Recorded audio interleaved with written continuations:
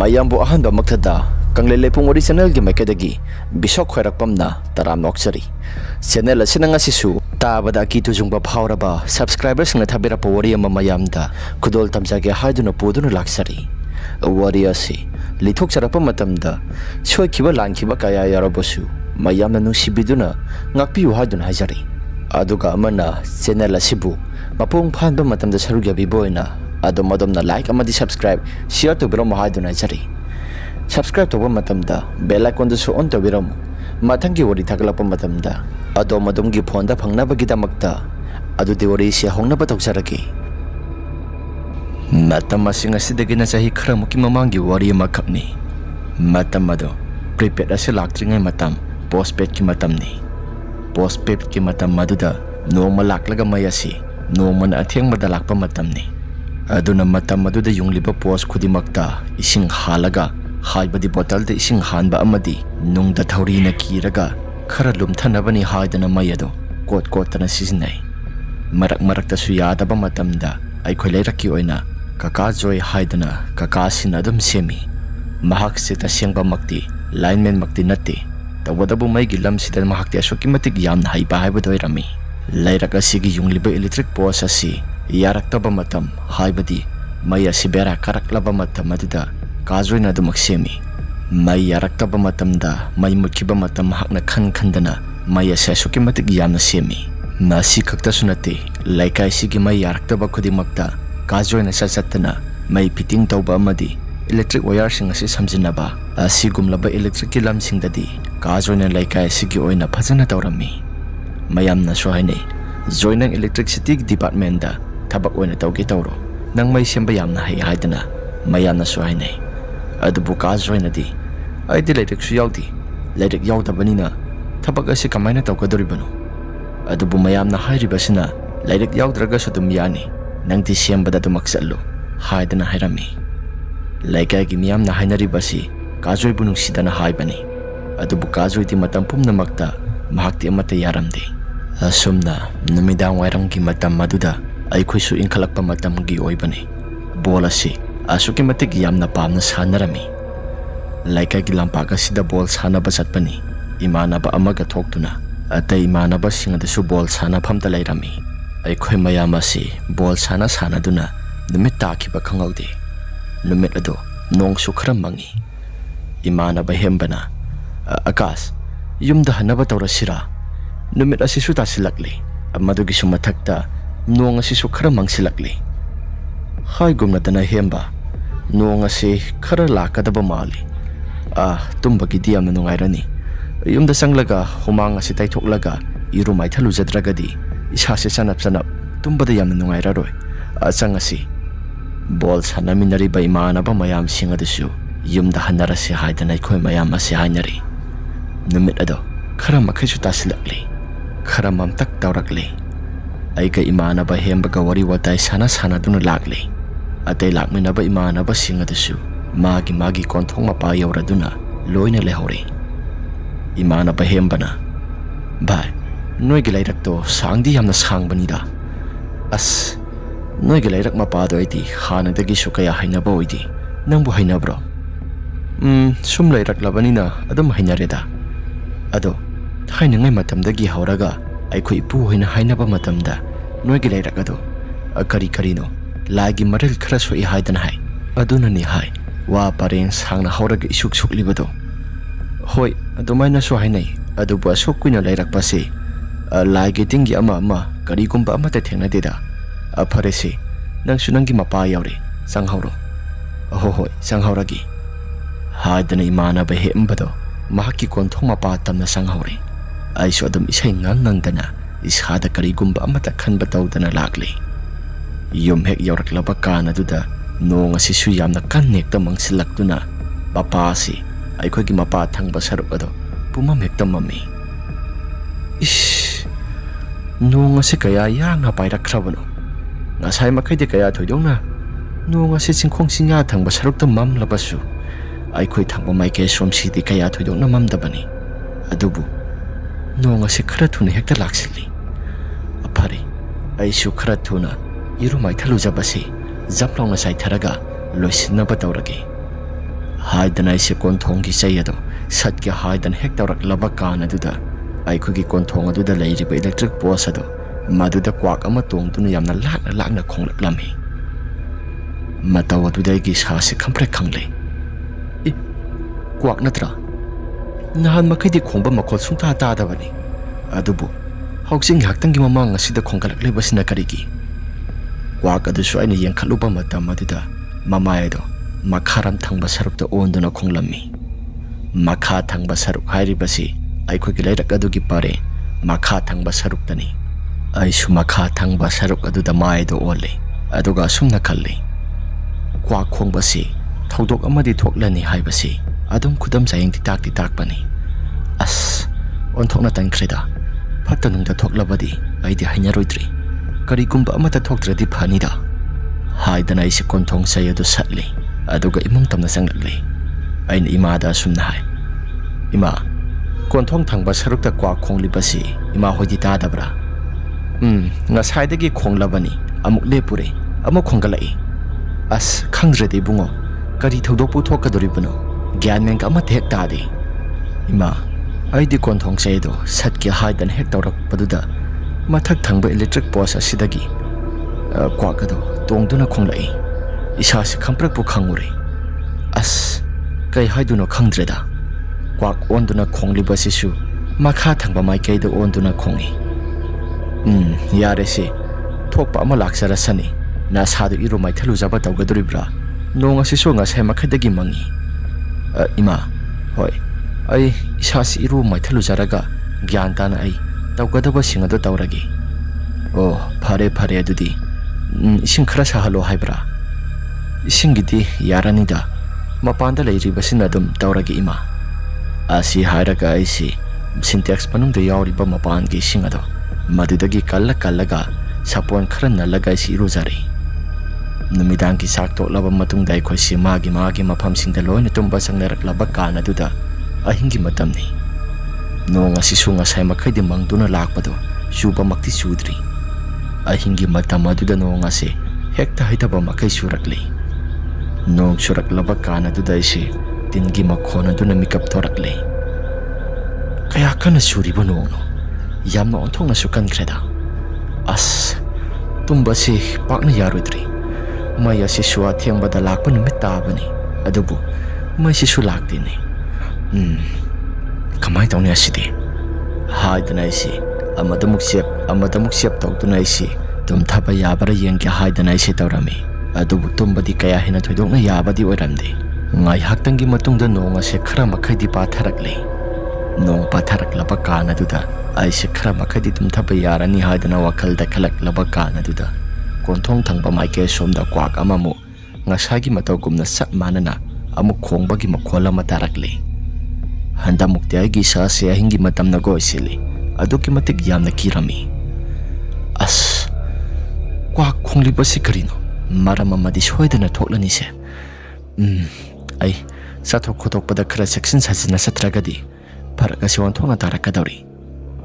asum tawdana kwak khongbada su lepkre ai su makha tana dumaktum thakre nonga laklaba kana tuda laika gi miyam singnai khoina lainari balairaka se sathok khothokpa matamda khara section sajina layu lairaka sida khongliba kwak khong asi hanaga iman manade karigumba ma itaw tawtuna khongi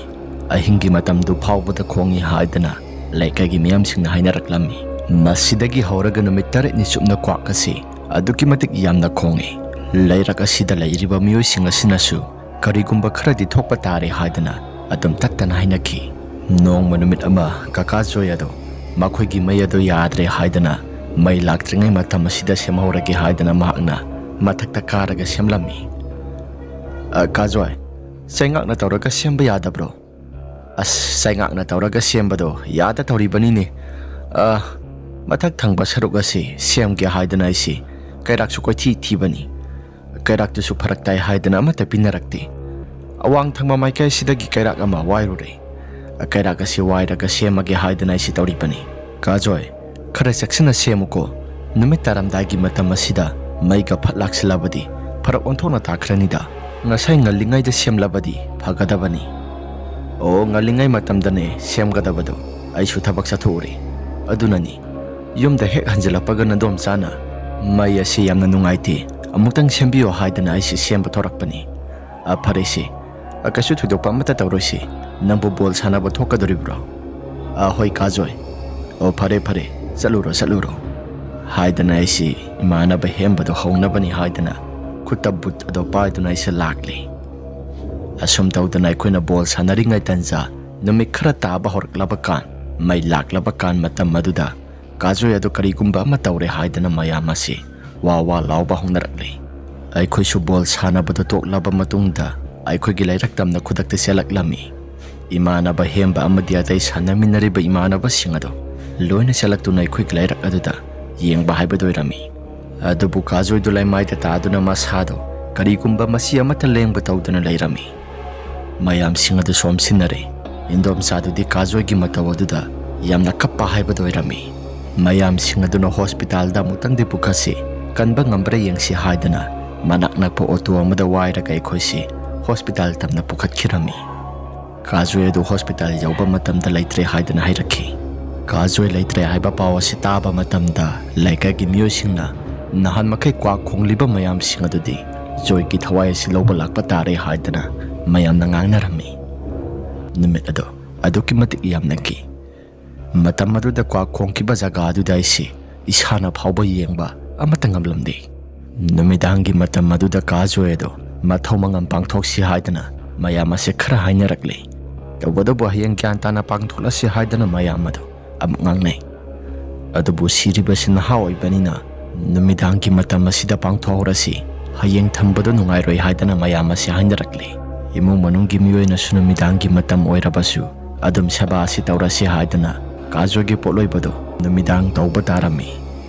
laikai ki nahasing amadi ahalsing tawduna laikai ki mangtana kajoi ki asiba haksang adu puthokre numit ado ai sumangkumba yauroi halakpa matamdi sasi karigumba mai tawi as manga sak mana kreda ngasai da sumai semgani haidna lehobado ai sasi kanumi tawi haidna isi wakalda ningsing mangsing na tuna yum tamna lai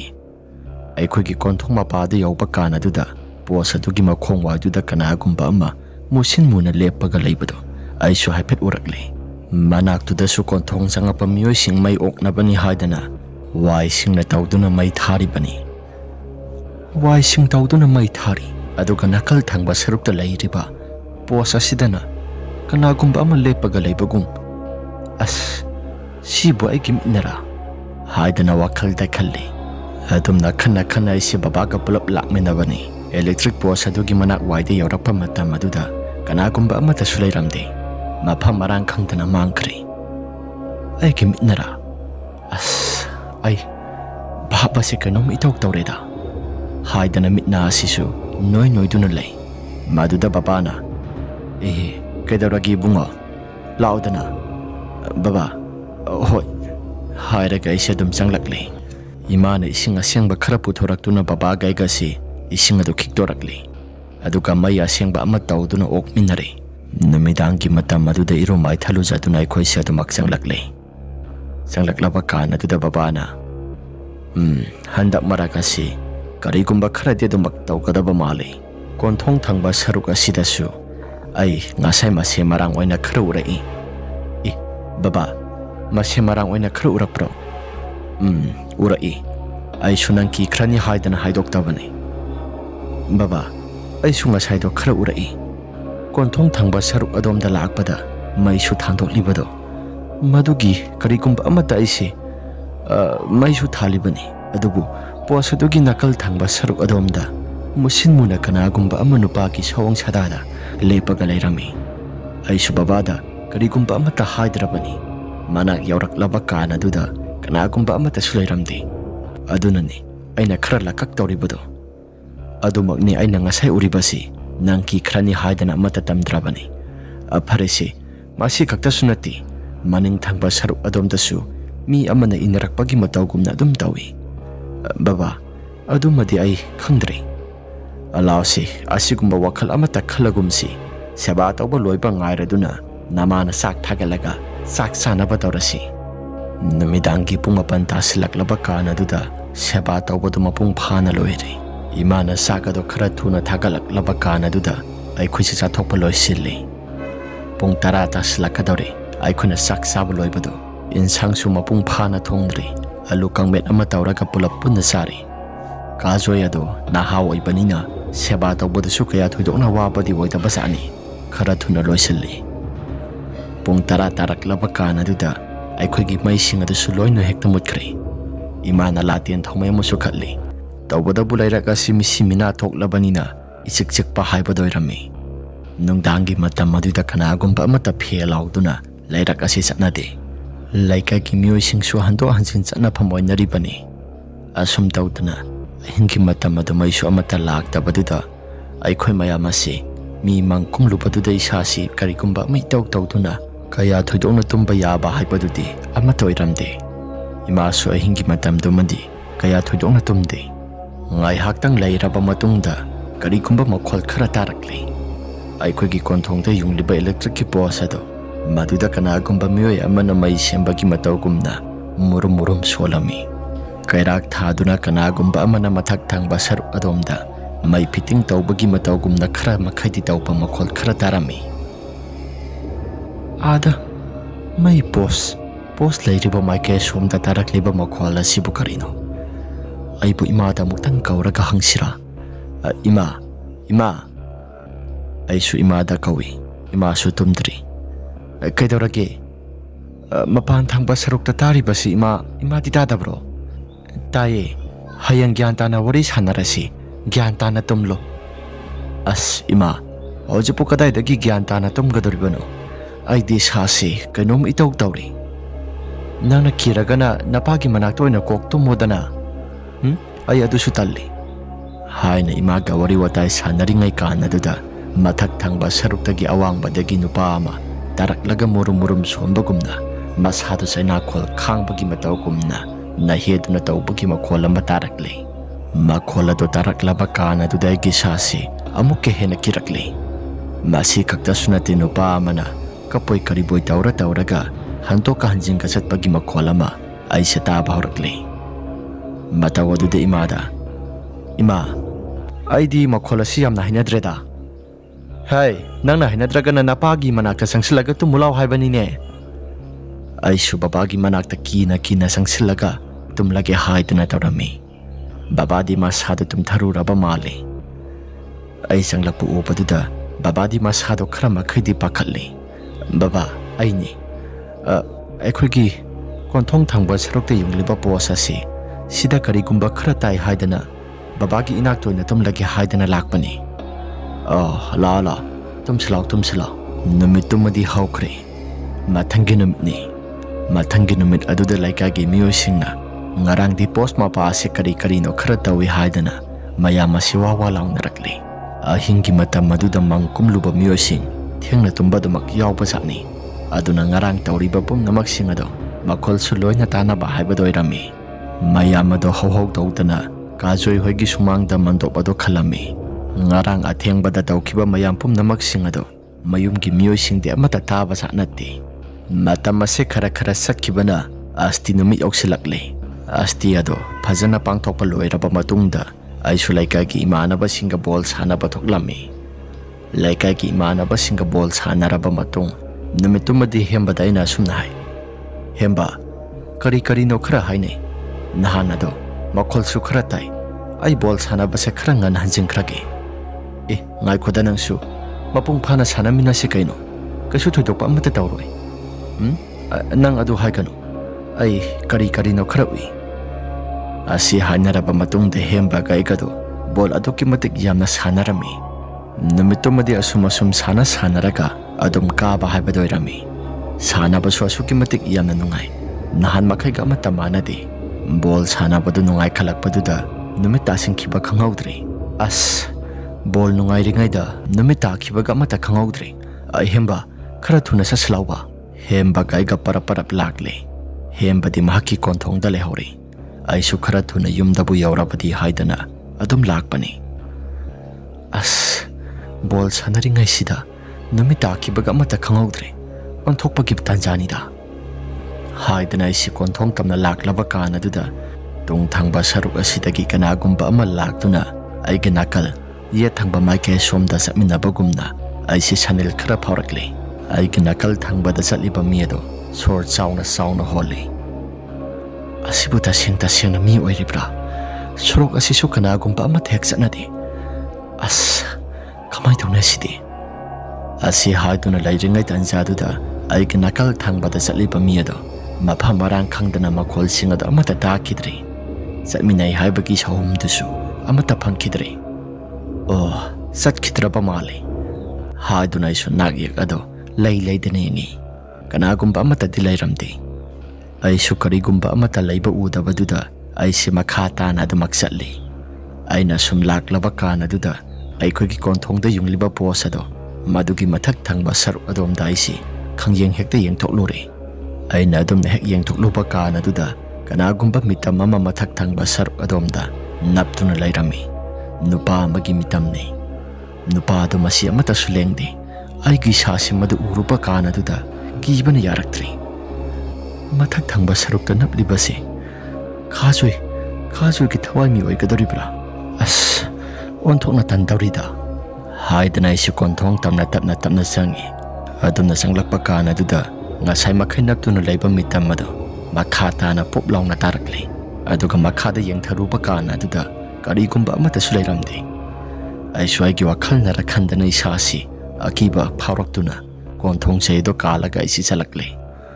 ꯑꯗꯨꯅ ꯆꯪꯂꯛꯄ ꯀꯥꯟ ꯑꯗꯨꯗ ꯀꯣꯟꯊꯣꯡ ꯊꯪꯕ ꯃꯥꯏꯀꯩ ꯁꯣꯝꯗ ꯑꯩꯒꯤ ꯇꯨꯡ ꯊꯪꯕ ꯁꯔꯨꯛ ꯑꯗꯨꯗ ꯀꯅꯥꯒꯨꯝꯕ ꯑꯃꯅ ꯁꯞꯇ꯭ꯔ ꯇꯧꯕꯒꯤ ꯃꯈꯣꯜ ꯈꯔ ꯇꯥꯔꯛꯂꯤ꯫ ꯃꯤ 4-5 ꯆꯪꯗꯨꯅ ꯃꯨꯔꯨꯝ ꯁꯣꯟꯗꯨꯅ ꯂꯥꯛꯄꯒꯤ ꯃꯈꯣꯜ ꯈꯔ ꯇꯥꯏ꯫ ꯑꯩꯁꯨ ꯇꯨꯡ ꯍꯟꯅ ꯑꯃꯠꯇ ꯌꯦꯡꯕ ꯇꯧꯗꯅ ꯄꯔꯞ ꯂꯥꯛꯂꯤ꯫ ꯑꯩꯅ ꯊꯦꯡꯅꯈꯤꯕ ꯋꯥꯔꯤ ꯄꯨꯝꯅꯃꯛꯁꯤꯡ ꯑꯗꯨ ꯏꯃꯥꯗ ꯂꯣꯏꯅ ꯇꯝꯂꯤ꯫ ꯃꯗꯨꯗ ꯏꯃꯥꯅꯁꯨ, "ꯏꯕꯨꯡꯉꯣ, ꯌꯥꯔꯦꯁꯤ, ꯅꯪꯒꯤ ꯕꯣꯜ ꯁꯥꯟꯅꯕꯗꯣ ꯃꯇꯝ ꯈꯔꯗꯤ ꯂꯦꯞꯄꯣ꯫ ꯅꯪ ꯀꯥꯖꯣꯏ ꯑꯁꯤ ꯂꯩꯈꯤꯗꯕ ꯀꯥꯟ ꯑꯗꯨꯗ ꯀꯣꯟꯊꯣꯡ ꯊꯪꯕ ꯁꯔꯨꯛꯇ ꯀꯔꯤꯅꯣ ꯈꯔ ꯇꯧꯋꯦ ꯍꯥꯏꯕꯁꯤ ꯅꯪ ꯈꯪꯉꯤꯕ ꯅꯠꯇ꯭ꯔꯥ?" "ꯏꯃꯥ, ꯈꯪꯕꯨꯗꯤ ꯈꯪꯉꯤ꯫ ꯑꯗꯨꯗ ꯑꯩ ꯉꯟꯅ ꯍꯟꯖꯤꯜꯂꯛꯀꯦ ꯍꯥꯏꯕꯗꯣ ꯉꯁꯥꯏ ꯃꯈꯩꯗꯤ ꯈꯜꯂꯝꯕꯅꯤ꯫ ꯉꯁꯤꯒꯤ ꯅꯨꯃꯤꯠꯇꯨꯃꯗꯤ ꯕꯣꯜ ꯁꯥꯟꯅꯕꯗꯣ ꯌꯥꯝꯅ ꯅꯨꯡꯉꯥꯏ꯫ ꯑꯗꯨꯅ ꯕꯣꯜ ꯁꯥꯟꯅꯕꯁꯤ ꯅꯨꯃꯤꯠ ꯇꯥꯈꯤꯕ ꯑꯃꯠꯇ ꯈꯪꯍꯧꯗꯦ." ꯑꯁꯨꯝ ꯇꯧꯗꯅ ꯅꯨꯃꯤꯗꯥꯡꯒꯤ ꯆꯥꯛ ꯆꯥꯕ ꯇꯣꯛꯂꯕ ꯃꯇꯨꯡꯗ ꯀꯥꯖꯣꯏ ꯍꯣꯏꯗ ꯑꯩꯈꯣꯏꯁꯤ ꯁꯤꯟꯕ ꯂꯥꯡꯕ ꯈꯔ ꯃꯈꯩꯗꯤ ꯌꯥꯎꯔꯝꯃꯤ꯫ ꯂꯩꯀꯥꯏꯒꯤ ꯅꯨꯄꯥ ꯃꯆꯥꯁꯤꯡ ꯖ꯭ꯋꯥꯔ ꯁꯥꯟꯅꯕ, ꯑꯍꯜꯁꯤꯡ ꯖ꯭ꯋꯥꯔ ꯁꯥꯟꯅꯕꯗꯣ ꯃꯗꯨꯅ ꯈꯔ ꯃꯈꯩꯗꯤ ꯂꯥꯡꯉꯤ꯫ ꯄꯨꯡ 10 ꯇꯥꯁꯤꯜꯂꯛꯂꯕ ꯀꯥꯟ ꯃꯥꯒꯤ ꯃꯌꯨꯝꯁꯤꯡꯗ ꯂꯣꯏꯅ ꯍꯟꯅꯈ꯭ꯔꯦ꯫ ꯕꯕꯥꯅꯦ, ꯑꯩꯅꯦ, ꯏꯃꯥꯅꯦ, ꯄꯨꯄꯨꯅꯦ, ꯑꯕꯣꯛꯅꯦ, ꯑꯩꯈꯣꯏꯁꯨ ꯌꯨꯝꯗ ꯍꯜꯂꯛꯂꯦ꯫ ꯁꯤꯔꯤꯕ ꯑꯁꯤꯅ ꯃꯩꯁꯤꯡꯗꯨꯅ ꯁꯤꯕ ꯑꯣꯏꯁꯤꯜꯂꯤ꯫ ꯑꯗꯨꯅ ꯑꯁꯤꯐꯝꯁꯤ ꯏꯆꯤꯛ ꯆꯤꯛꯄꯗꯨꯗ ꯅꯨꯡꯉꯥꯏꯇꯦ ꯍꯥꯏꯗꯅ ꯃꯌꯥꯝ ꯑꯁꯤ ꯂꯥꯡꯕꯅꯤ꯫ ꯑꯩꯈꯣꯏꯁꯨ ꯌꯨꯝꯗ ꯍꯜꯂꯛꯂꯕ ꯀꯥꯟ ꯑꯗꯨꯗ ꯑꯩꯁꯤ ꯃꯄꯥꯟ ꯊꯣꯛꯀꯦ ꯍꯥꯏꯗꯅ ꯌꯦꯅꯈꯥ ꯊꯪꯕ ꯁꯔꯨꯛ ꯑꯗꯣꯝꯗ ꯊꯣꯛꯂꯦ꯫ ꯅꯨꯃꯤꯠ ꯑꯗꯣ ꯃꯩꯁꯨ ꯑꯃꯠꯇ ꯂꯥꯛꯇꯦ꯫ ꯊꯥꯕꯜꯒꯤ ꯃꯉꯥꯜꯗꯤ ꯑꯗꯨꯃꯛ ꯐꯖꯩ꯫ ꯉꯁꯤꯗꯤ ꯀꯔꯤꯒꯨꯝꯕ ꯑꯃꯠꯇ ꯍꯦꯛ ꯇꯧꯔꯛꯇ꯭ꯔꯗꯤ ꯐꯅꯤꯗ ꯍꯥꯏꯔꯒ ꯑꯩꯁꯤ ꯃꯄꯥꯟ ꯊꯣꯛꯄꯗ ꯂꯣꯏꯁꯤꯜꯂꯕ ꯃꯇꯨꯡ ꯏꯃꯨꯡꯗ ꯆꯪꯒꯦ ꯍꯥꯏꯗꯅ ꯆꯪꯂꯛꯄꯅꯤ꯫ ꯑꯗꯨꯕꯨ ꯀꯥꯖꯣꯏꯅ ꯁꯤꯈꯤꯕ ꯖꯒꯥ ꯏꯂꯦꯛꯇ꯭ꯔꯤꯛ ꯄꯣꯁ ꯃꯈꯣꯡ ꯑꯗꯣꯝꯗ ꯀꯅꯥꯒꯨꯝꯕ ꯑꯃ ꯁꯠ ꯂꯥꯜꯂꯒ ꯏꯂꯦꯛꯇ꯭ꯔꯤꯛ ꯄꯣꯁ ꯑꯗꯨꯒꯤ ꯃꯔꯨꯝ ꯑꯗꯨꯗ ꯂꯨꯝꯃꯒ ꯂꯩꯕꯗꯣ ꯊꯥꯕꯜꯒꯤ ꯃꯉꯥꯜꯗꯒꯤ ꯏꯀꯣꯛꯅ ꯎꯔꯦ꯫ ꯃꯇꯧ ꯑꯗꯨꯗ ꯑꯩꯒꯤ ꯏꯁꯥꯁꯤ ꯀꯤꯕꯅ ꯌꯥꯔꯛꯇ꯭ꯔꯦ꯫ "ꯑꯗꯩꯁꯦ ꯀꯥꯖꯣꯏ ꯅꯠꯇ꯭ꯔꯥ?" "ꯃꯥꯅꯤ." ꯑꯁꯤ ꯍꯥꯏꯗꯅ ꯂꯩꯔꯤꯉꯩ ꯇꯥꯟꯖꯥꯗꯨꯗ ꯀꯥꯖꯣꯏꯒꯤ ꯊꯋꯥꯏꯃꯤ ꯑꯗꯣ ꯑꯩ ꯇꯝꯅ ꯃꯃꯥꯏꯗ ꯑꯣꯟꯁꯤꯜꯂꯛꯂꯤ꯫ ꯑꯗꯨꯒ ꯇꯞꯅ ꯆꯪꯕ ꯍꯧꯔꯛꯂꯤ꯫ ꯃꯇꯧ ꯑꯗꯨꯗ ꯑꯩꯒꯤ ꯏꯁꯥꯁꯤꯁꯨ ꯏꯃꯥ ꯍꯥꯏꯗꯅ ꯌꯥꯝꯅ ꯀꯟꯅ ꯂꯥꯎꯔꯤ꯫ ꯑꯗꯨꯒ ꯌꯨꯝꯗ ꯈꯔ ꯊꯨꯅ ꯆꯪꯁꯤꯜꯂꯛꯂꯤ꯫ ꯏꯃꯥꯅ ꯀꯩꯗꯧꯔꯒꯦ ꯍꯥꯏꯗꯅ ꯍꯪꯂꯛꯏ꯫ ꯑꯩꯁꯨ ꯊꯣꯛꯈꯤꯕ ꯋꯥꯔꯤꯁꯤꯡ ꯑꯗꯨ ꯂꯣꯏꯅ ꯇꯝꯂꯤ꯫ ꯕꯕꯥꯁꯨ ꯈꯪꯉꯤ꯫ ꯕꯕꯥꯅ ꯏꯃꯥꯅꯦ ꯑꯩꯈꯣꯏ ꯑꯍꯨꯝ ꯇꯧꯗꯨꯅ ꯃꯄꯥꯟꯗ ꯊꯣꯛꯂꯒ ꯌꯦꯡꯂꯨꯕ ꯀꯥꯟ ꯑꯗꯨꯗ ꯀꯅꯥꯒꯨꯝꯕ ꯑꯃꯠꯇꯗꯤ ꯂꯩꯔꯝꯗꯦ꯫ ꯕꯕꯥꯅ, "ꯀꯅꯥꯒꯨꯝꯕ ꯑꯃꯠꯇꯁꯨ ꯂꯩꯇꯦ꯫ ꯌꯥꯔꯦꯁꯤ, ꯒ꯭ꯌꯥꯟ ꯇꯥꯅ ꯇꯨꯝꯅꯕ ꯇꯧꯔꯣ ꯂꯥꯎ" ꯍꯥꯏꯗꯅ ꯑꯩꯁꯦ ꯀꯧꯁꯤꯜꯂꯤ꯫ ꯃꯁꯤꯒꯤ ꯃꯇꯨꯡ ꯁꯣꯔꯥꯠ ꯂꯣꯏꯗ꯭ꯔꯤ ꯐꯥꯎꯕꯗꯤ ꯂꯩꯀꯥꯏꯒꯤ ꯃꯤꯑꯣꯏꯁꯤꯡꯁꯦ ꯑꯗꯨꯝ ꯊꯦꯡꯅꯩ ꯍꯥꯏꯗꯅ ꯃꯌꯥꯝ ꯑꯁꯤ ꯋꯥ ꯍꯦꯛꯇ ꯂꯥꯎꯏ꯫ ꯑꯃꯊꯦꯡꯗ ꯆꯥꯛꯆꯥ ꯍꯩꯖꯥꯅꯕ ꯆꯠꯂꯨꯕ ꯑꯃꯗꯤ ꯃꯔꯨꯞ ꯍꯜꯂꯛꯄ ꯑꯃꯗꯤ ꯑꯃꯊꯦꯡꯗ ꯊꯕꯛ ꯍꯜꯂꯛꯄ ꯃꯤꯑꯣꯏꯁꯤꯡꯗ ꯑꯗꯨꯝ ꯊꯦꯡꯅꯩ ꯍꯥꯏꯗꯅ ꯃꯌꯥꯝ ꯑꯁꯤ ꯋꯥ ꯍꯦꯛꯇ ꯂꯥꯎꯅꯩ꯫ ꯁꯣꯔꯥꯠ ꯍꯌꯦꯡꯅꯦ ꯍꯥꯏꯕ ꯅꯨꯃꯤꯠ ꯑꯗꯨꯒꯤ ꯅꯨꯃꯤꯗꯥꯡ ꯑꯗꯨꯗ ꯑꯩꯁꯦ ꯈꯔ ꯊꯦꯡꯅ ꯇꯨꯝꯃꯤ꯫ ꯁꯣꯔꯥꯠꯀꯤ ꯀꯔꯤꯅꯣ ꯃꯔꯥꯡ ꯑꯃ ꯇꯧꯔꯨꯕꯗꯨꯗ ꯏꯁꯥꯁꯤ ꯌꯥꯝꯅ ꯋꯥꯏ꯫ ꯏꯁꯥꯁꯤ ꯋꯥꯕ ꯍꯦꯃꯟꯗꯅ ꯑꯩꯁꯤ ꯇꯨꯝꯊꯕꯒ ꯑꯃꯠꯇ ꯍꯦꯛ ꯌꯥꯔꯝꯗꯦ꯫ ꯑꯁꯨꯝ ꯇꯧꯗꯅ ꯇꯨꯝꯊꯕ ꯌꯥꯗ ꯂꯩꯔꯤꯉꯩ ꯇꯥꯟꯖꯥꯗꯨꯗ ꯀꯥꯖꯣꯏ ꯍꯣꯏꯒꯤ ꯁꯨꯃꯥꯡꯗ ꯈꯜꯂꯤꯕ ꯃꯥꯟꯇꯣꯞ ꯑꯗꯣ ꯃꯗꯨꯗ ꯀꯅꯥꯒꯨꯝꯕ ꯑꯃꯅ ꯅꯨꯡꯇꯨꯝ ꯂꯪꯈꯠꯂꯛꯄꯒꯤ ꯃꯇꯧꯒꯨꯝꯅ ꯇꯧꯔꯛꯂꯤ꯫ ꯃꯈꯣꯜ ꯑꯗꯨ ꯇꯥꯕ ꯀꯥꯟ ꯑꯗꯨꯗ ꯑꯩꯒꯤ ꯏꯁꯥꯁꯤ ꯈꯪꯄ꯭ꯔꯦꯛ ꯈꯪꯉꯤ꯫ Kajoi hoki sumangda natra mani as taribo makhol asibu karino adumna laijingai tanzaduda Kajoi hoki sumang thangba saruk adomda kanagumba mioi kharana suru naiduna wari sanabagi khonjal ama tarakli madu khakta sunati makhoi hingkhol thangba maike somda yopak paiduna hingi matam maduda kanagumba amana yopak yandana hingkhol sembagi matau gumna khara tarai murum sonbagi makhol amadi yopak yanbagi makhol ado ai khakta sunati ai khogi imung manung pulap punna taba haiba doirami imana moi baba khujulai khamado khara thabana phagadoribra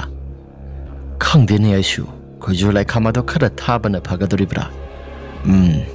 sorat asi hayeng phawbodi wara suwana khoi ngai rasi sorat se hek loikibaga lai khoram na batausi haidana si pulapun haimin rasi makhoigi mung su toriba pumna maksing asi khara khangba mali as ai sasi leiba ngamdreda khujulai khamado khara mai tharaga mapanda mutang langthokigi haidana imana sakhumda maket loba sangkhri aduga khujulai khamado khara mai thari mapan thokpaduda babaga imaga pulap thokmina khri mapana duda khujulai khamado langthoktuna thamle asum tawdana ngehaktangi matungda tawramliba pumnamak singado loin hekta phakri nongalak kanda sorat ado mapung phana loisilli